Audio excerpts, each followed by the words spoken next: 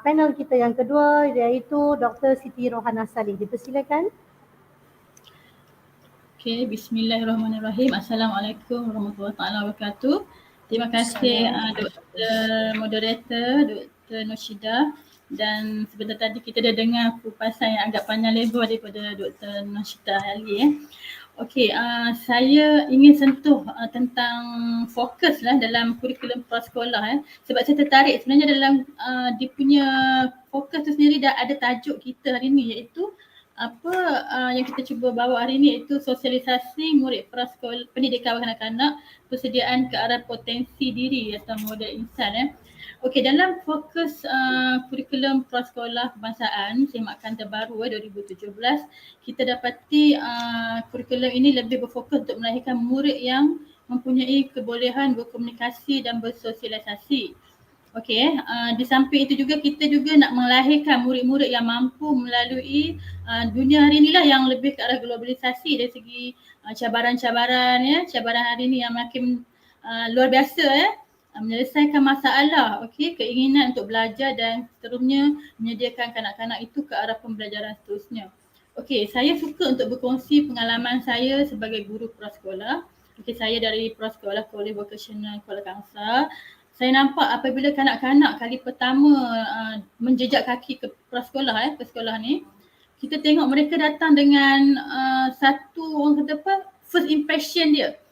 Siapa cikgu dia, siapa kawan dia, macam mana rupa bilik darjah dia, macam mana persekitaran dia. Bila dia dapat menyesuaikan diri daripada sosialisasi yang tadi disebut oleh Prof. Dr. Mariani tadi, kita ada 3 tapi saya nak highlightkan 2 saja di sini iaitu sosialisasi primer iaitu daripada rumah, situasi dalam rumah dan sosialisasi sekunder iaitu environment dia dalam bilik darjah dia.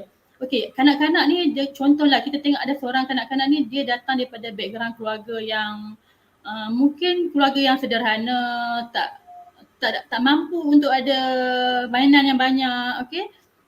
Ibu bapa bekerja ataupun ibu suri rumah. So dia bila dia dilatih dengan budaya keluarga yang sesuai dengan persekitaran dia, bila dia pergi melangkah ke alam persekolahan, prasekolah, dia melalui fasa sosialisasi sekunder tadi dia dapat berjumpa benda-benda baru yang bukan berada di rumah. So di sini kita nampak proses sosialisasi tu berubah dan peranan guru sangat pentinglah. Apabila kanak-kanak kali pertama melalui proses sosialisasi ni, guru perlu memperkenalkan perkara-perkara baru yang akan dipelajari dalam bilik darjah tu. Mungkin kat rumah dia makan basuh pinggan sendiri. Di sekolah mungkin cikgu tak buat macam tu atau cikgu memberi cara peraturan yang lain. Contohnya di sekolah, pada awal-awal persekolahan lah, saya bayangkan hari minggu pertama murid-murid akan diperkenalkan dengan peraturan-peraturan baru, cara beratur, cara adab-adab macam bersalam dengan guru, memberi Assalamualaikum, sapaan kan, bersapaan, dan ada juga berkaitan dengan dan semua elemen ni sebenarnya dia berkaitan dengan sosialisasi ataupun berkaitan dengan sosio emosi sebenarnya. Macam tadi pun dalam Prof. Dr. Mariani pun ada sebut tentang bagaimana perkara-perkara dalam emosi sosial perlu diterapkan dahulu. Ini kerana kalau awal-awal persekolahan ni kita terus highlightkan kita nak mencapai intelektual dia, nak capai murid-murid ni pandai ABC dan 1, 2, 3. Saya rasa itu tak sepatutnya berlaku lagi lah sebab pada awal-awal persekolahan ni murid sepatutnya didedahkan dulu dengan macam mana dia nak mengaplikasikan kemahiran emosi dia dulu. Nak kena kenal dulu emosi dia. Mungkin dia tak kenal emosi dia, kenal emosi kawan-kawan dia. Macam mana rupa cikgu marah, macam harimau ke, okey. Sebab ada setengah murid kan mungkin dia di rumah dia dengan ibu bapa yang lembut, dia datang sekolah dia jumpa cikgu yang garang. Itu sosialisasi yang berlaku tu menyebabkan dia cuba adapt dengan seseteran baru.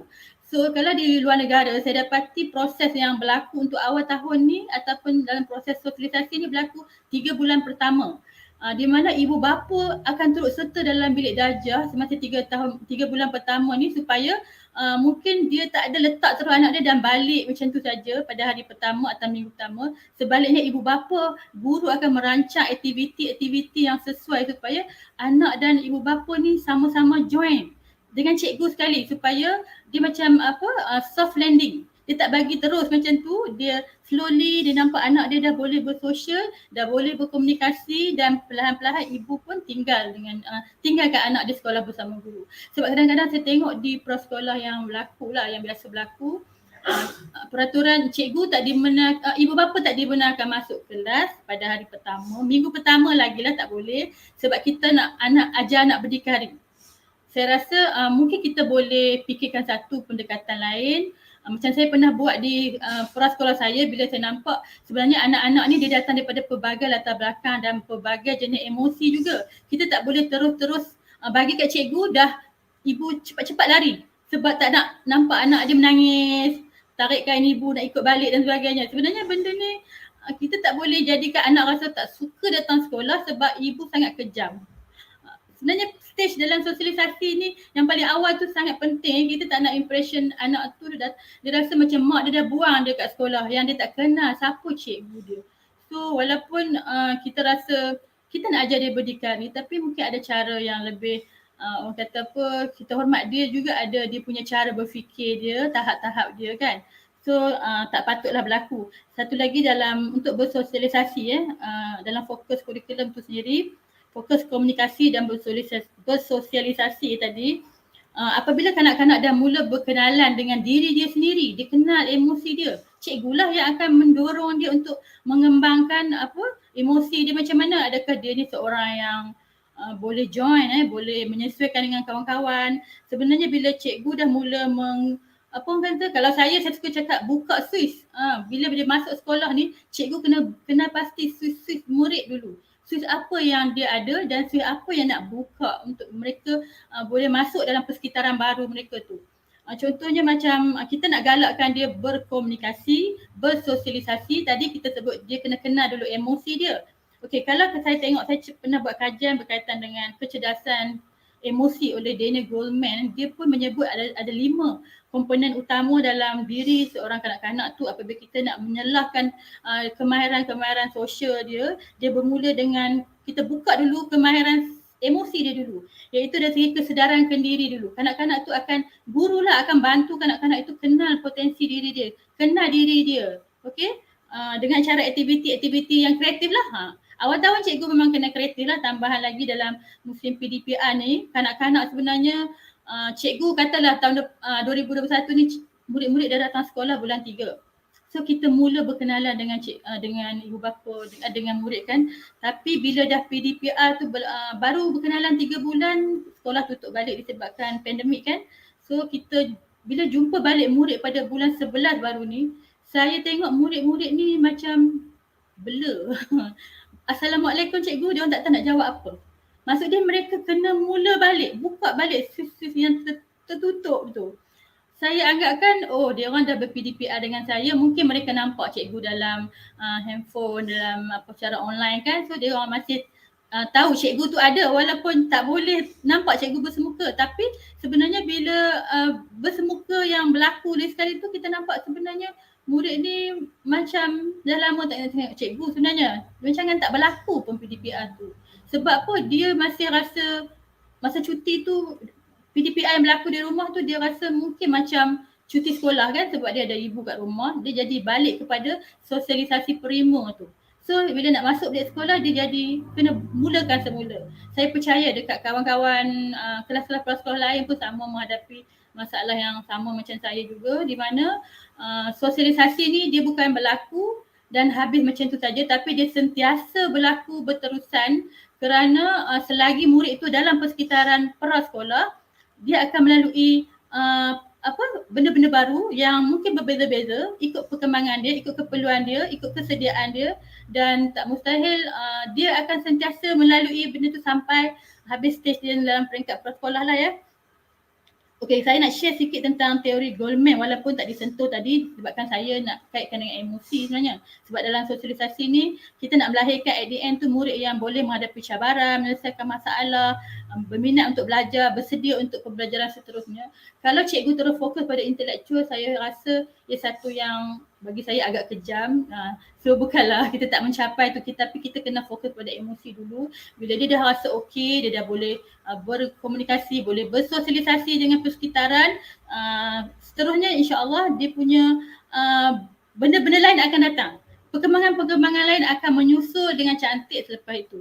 Maksud dia macam contohlah dalam dia kata apa dalam saya pernah terbaca dalam social emotional learning overseas punya tentang bagaimana kita nak tahu dalam sistem pendidikan prasekolah kita ni sebenarnya kita dah lengkap. Kita ada 6 tunjang dalam KSPK contohnya. Tapi sebenarnya ada satu missing piece yang kita tak highlightkan, yang sepatutnya kita highlightkan pada awal-awal persekolahan supaya kita nak menghasilkan generasi yang tadilah, nak menghasilkan yang berprofil tinggi ni. Kalau kita tengok profil nak dihasilkan ni boleh tahan juga ke arah globalisasi kan, berdaya tahan, berkomunikasi yang mahir, berprinsip, bermaklumat, penyayang, patriotik, pemikir, kerja berpasukan, bersifat ingin tahu. Dan untuk melahirkan kanak-kanak yang mempunyai profil macam ini, kita perlu selesaikan yang the missing piece tadi sebab itu sangat penting kerana kalau kita tak dapat mengenal pasti apa sebab kanak-kanak tu tiba-tiba datang sekolah dia membawa gejala tantrum contohnya, nangis, kita tak tahu kenapa ni, macam ni cikgu nak ajar yang lain kalau seorang tu tak diselesaikan. Sebab kerana seorang murid dalam pra yang ada masalah tantrum, dia boleh memberi kesan keseluruhan proses pembelajaran guru pada bukan hari pertama. Tantrum ni dia tak berlaku sehari, dia mungkin 2-3 minggu kadang-kadang. Dan budak yang tantrum ni kalau kadang-kadang cikgu cuba abaikan, asingkan dia akan jadi ketinggalan pula dalam perkembangan seterusnya. Sebab ini saya bercakap berdasarkan pengalaman saya juga di mana kita cuba nak buat aktiviti yang sama.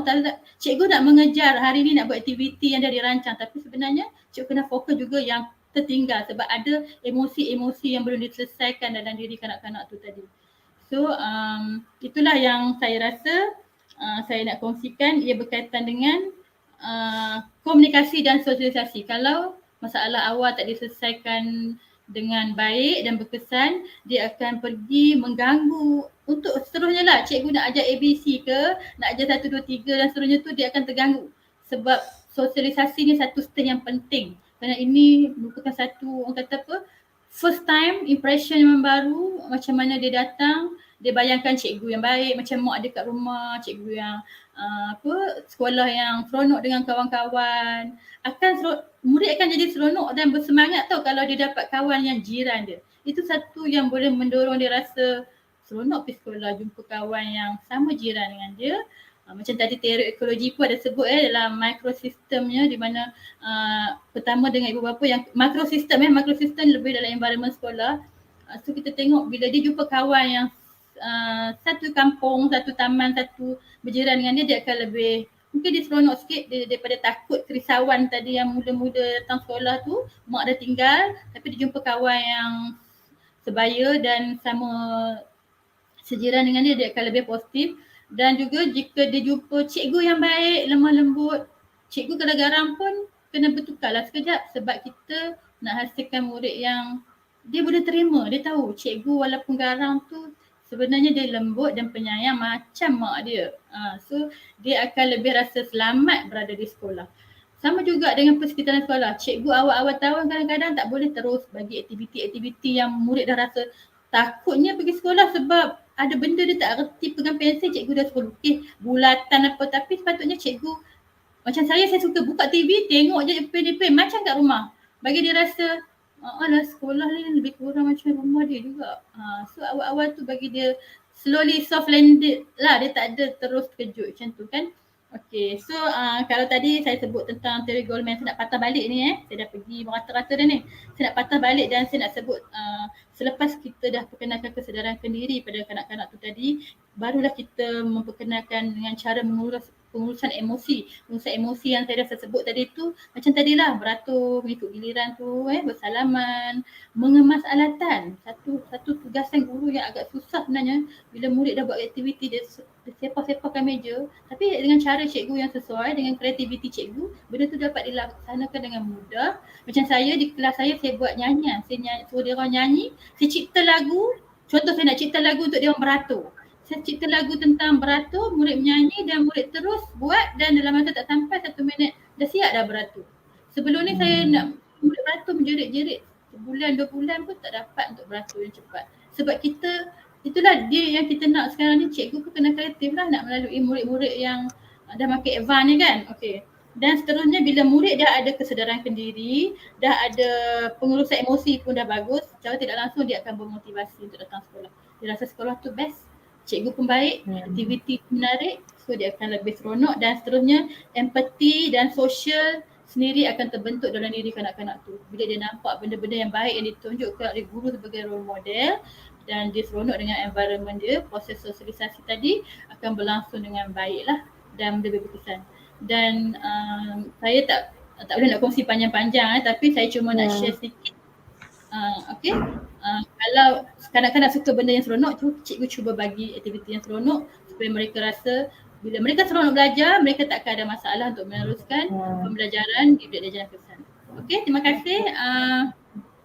Dr. Moderator, sebenarnya macam ada bunyi suara dah tadi. Okey, terima kasih ya. Okay, terima kasih. Terima kasih kepada Dr. Siti Rohana, Guru Cemerlang PKK dari College Vocational Kuala Kangsar. Okay, beliau juga menekankan tentang kurikulum tapi lebih kepada bagaimana anak-anak ini belajar untuk adapt dengan persekitaran baru, iaitu ada banyak switch-switch yang perlu kita petik, ada switch-switch tertentu yang perlu kita lihat supaya bila anak-anak ini berada di sekolah, mereka boleh menyesuaikan diri ya. Jadi perbezaan di rumah dan di sekolah sangat nyata. Jadi itu yang dicadangkan iaitu pengalaman beliau di mana di luar negara 3 bulan pertama ibu bapa berada di dalam kelas ya bersama anak-anak tadi. Jadi itu adalah satu skill yang kita panggil soft landing. Ya.